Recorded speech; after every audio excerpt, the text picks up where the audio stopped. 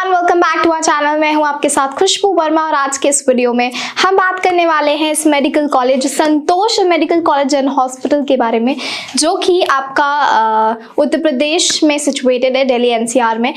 So let's start with its establishment. 2008 में इसको establish किया गया था।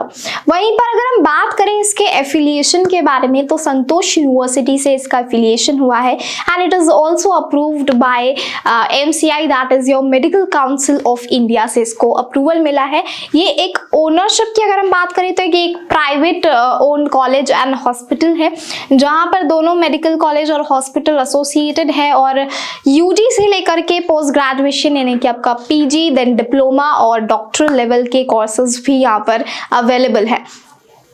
अगर हम बात करें नंबर ऑफ सीट्स के बारे में, तो कुल 150 सीट्स यहाँ पर अवेलेबल है फॉर द MBBS। एंड अगर हम बात करें कि यहाँ पर कितनी फीस आपको पड़ जाएगी फॉर द ईयर्स 5.5, तो बेसिकली यहाँ पर 85 लाख जो है ये आपके कुल 5.5 साल की फीस रहेगी, जिसमें कि आपका 1 साल का जो है इंटर्नशिप होता है, वो मैंडेटरी पीरियड है। सो दैट गोज आपका एंड में, यानी कि 4.5 ईयर्स जब आप कंप्लीट कर लेते हो तो उसके बाद में 1 साल की जो है आपकी वो इंटर्नशिप पीरियड स्टार्ट होता है।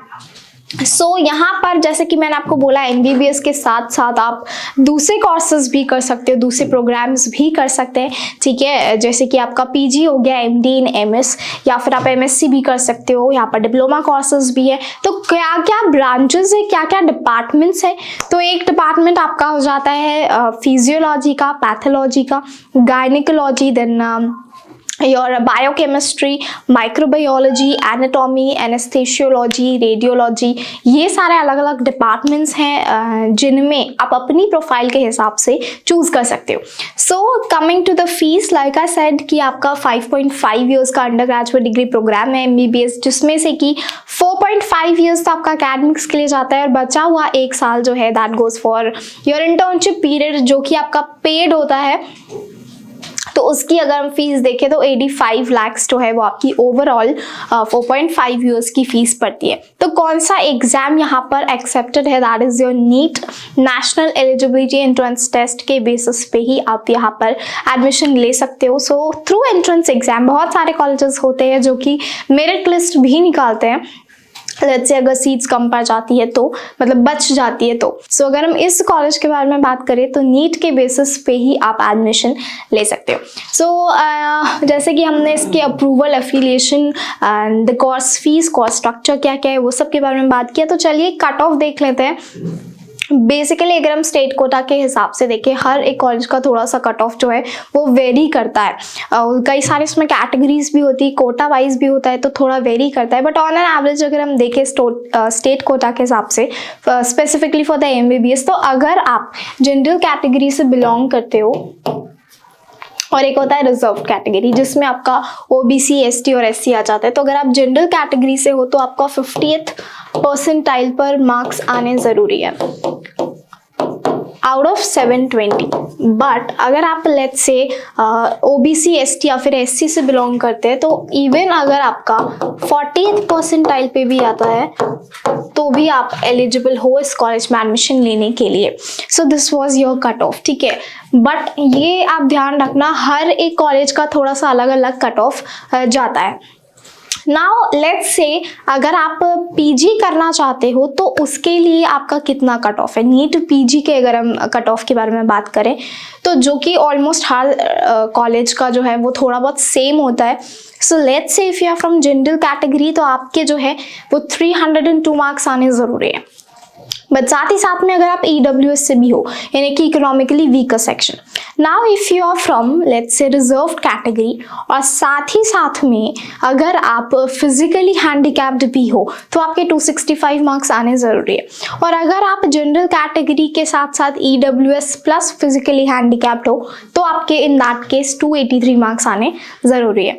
So if you are from general category EWS, then it should be 302, and let's say if you are from general category EWS plus physically handicapped, then it is 283, and if you are from OBC, ST or SC plus physically handicapped, then it's 265 out of 720. So this is the cutoff for your NEET PG, right? So general category EWS 302, general category EWS plus physically handicapped, it's 283. OBC ST SC 265, OBC ST SC plus physically handicapped, it is 265 and overall out of 720 you have to score. So ये हमने cut off के बारे में बात की है. Now coming to the facilities की यहाँ पर कौन कौन सी फैसिलिटीज हैं.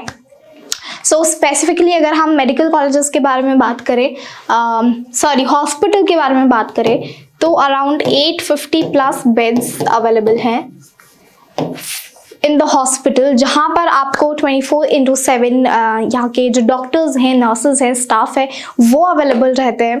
अपार्ट फ्रॉम दैट आपकी इमरजेंसी सर्विसेज, एम्बुलेंस सर्विसेज यहाँ पर है.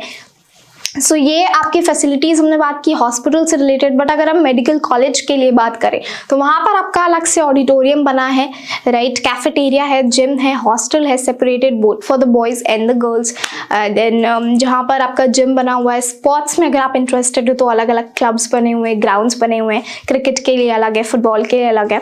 So these are your facilities both for the hospital and the medical college, right. तो हम बात कर रहे हैं Santosh medical college and hospital के बारे में. एंड अब बहुत सारे स्टूडेंट्स का ये सवाल होता है कि हमें कैसे पता चलेगा कि यार हमारी रैंक के हिसाब से हमें कौन सा MBBS कॉलेज मिल सकता है, क्या वो गवर्नमेंट होगा या वो प्राइवेट होगा और उसका क्या कट ऑफ जाएगा. So for that we have NEET predictor,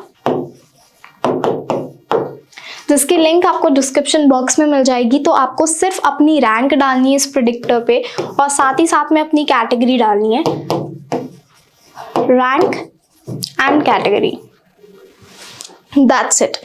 इसके बाद में जो प्रेडिक्टर है वो आपको प्रिडिक्ट करके बताएगा, एक लिस्ट देगा MBBS कॉलेजेस से रिलेटेड आपकी प्रोफाइल के हिसाब से.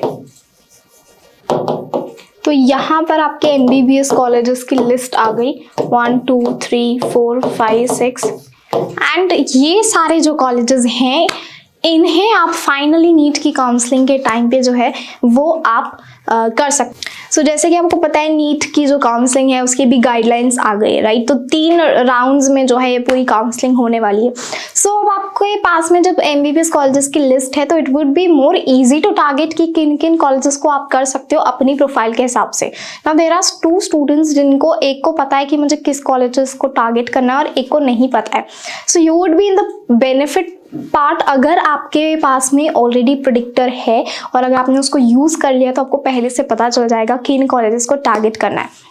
सो predictor can tell you anything, जो भी आपके सवाल है रैंक के हिसाब से, कट ऑफ के हिसाब से, वो जिसकी लिंक आपको डिस्क्रिप्शन बॉक्स में मिल जाएगी. Number 2 is counselling course, NEET counselling course, जो कि आपके जितने भी डाउट्स और क्वेरीज है उस काउंसलिंग कोर्स को करने के बाद में वो सारे खत्म हो जाएंगे. बिकॉज उसमें हम लोग आपको बताएंगे कि चॉइस फिलिंग कैसे करनी है, किस कॉलेज का कितना कट ऑफ है, किसको कैसे टारगेट करना है, गवर्नमेंट को कैसे करना है, प्राइवेट को कैसे करना है.